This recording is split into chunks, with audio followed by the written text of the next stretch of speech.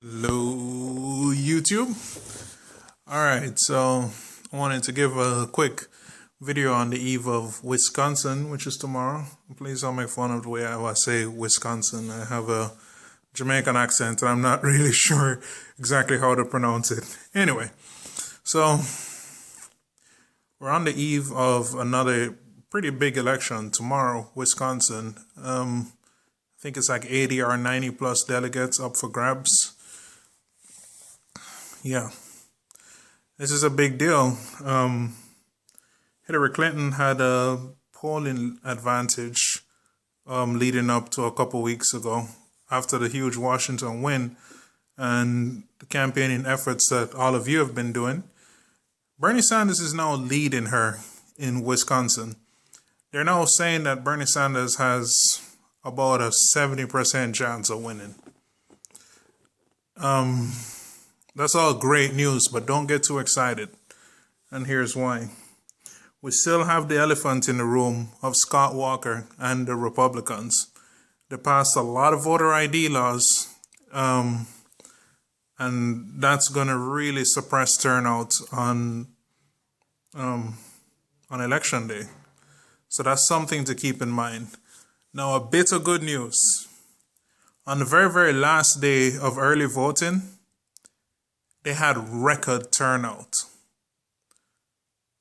They had really long lines and record turnout for people to vote early in the election to avoid the voter restriction, the voter ID laws. So this means one of two things. A, Bernie supporters have motherfucking adapted and have figured out Hillary's secret of winning through early votes. So we could be seeing something really, really interesting happening. And you can't really predict which way the results are going to go. The second thing is it's showing that the Republicans may lose that advantage that they thought they had of just getting a bunch of old people to show up who vote early and then suppress the vote on the day of the election. So in all, it's actually really great news, that aspect of it. So who's going to win the primary tomorrow? I don't freaking know. Nobody knows. It could go either way. There's like so much big things happening. Over the weekend, this is probably the craziest story ever. So Hillary Clinton, all of the weeks before, has been acting as if she's had this thing all tied up and she's already won, you know? Well, that brings us to Nevada, where Bernie Sanders just freaking won Nevada. He stole it right from under Hillary. Now let me explain how this happened. Nevada, Washington, and a few other states use a 3-tier caucus system. So what that means is whenever you vote on election night, you vote at the precinct level for delegates. These delegates then need to go to the county level conventions, where they will then elect another set of delegates to represent each of those counties. Then those county delegates then go to the state convention, where they vote at the state level to elect the state delegates who then go to the national convention and represent on behalf of the people of that state. Well, 20% or thereabouts of Hillary's delegates did not show up to the county convention. So per party rules, they decided to use stand-ins from any registered Democrats who happened to be there. Guess who showed up with the Bernie delegates? A bunch of their friends, families, and came with them. And also there's a stipulation that you can bring somebody with you to the convention to act as a stand-in. I'm not really quite sure of the rules right there. So anyway, they picked all of these people. Well, and since they're unelected delegates, they're free to vote any way they choose. They all went for Bernie Sanders. So Bernie ended up taking Clark County, which has 75% of the population in Nevada, and he just took Nevada from Hillary. You can't write this stuff, man. This crap's so amazing. After the DNC's pathetic attempt to restrict voting by, shutting down the polls at 12 o'clock during the day on a freaking Saturday when half of a bunch of people have to be at work, Bernie Sanders still ends up taking it.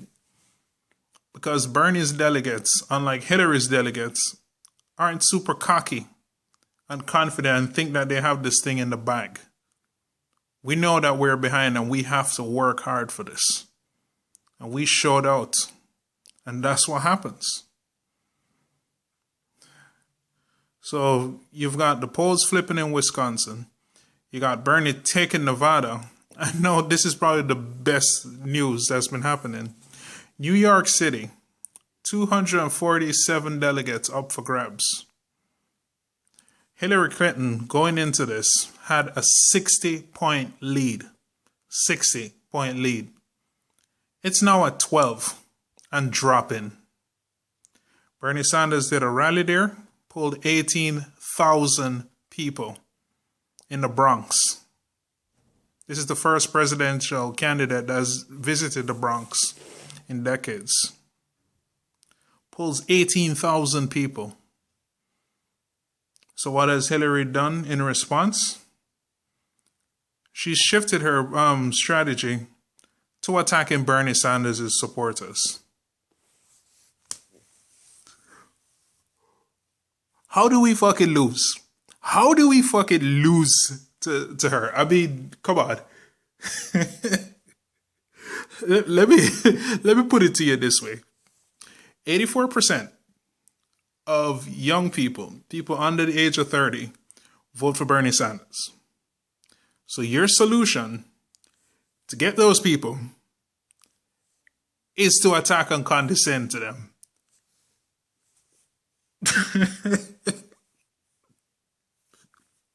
Oh my freaking! Oh no! No! The Hillary Clinton campaign, a bunch of fucking geniuses over there. It's like they don't understand human nature. You know what's gonna happen though. You're just gonna piss off those supporters, and you know what they're gonna do? They're gonna fight harder to make sure that you lose. Oh my God, this is like common sense. I've never seen anything like this before. And it's getting ridiculous, She's just been very, very dismissive. There are a bunch of videos going around showing her just absolutely losing her shit whenever she gets challenged and immediately blaming the Bernie Sanders campaign for everything. And this is also followed up by her surrogates like David Brock filing a bullshit ethics complaint. I mean, the fucking irony right there, trying to accuse Bernie of election fraud.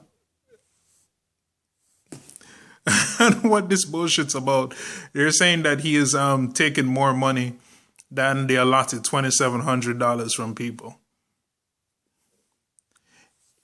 I mean, just completely ignoring the fact that Hillary Clinton just had a fundraiser with George Clooney at $350,000 a plate. They're accusing Bernie Sanders of election fraud for taking more than the $2,700.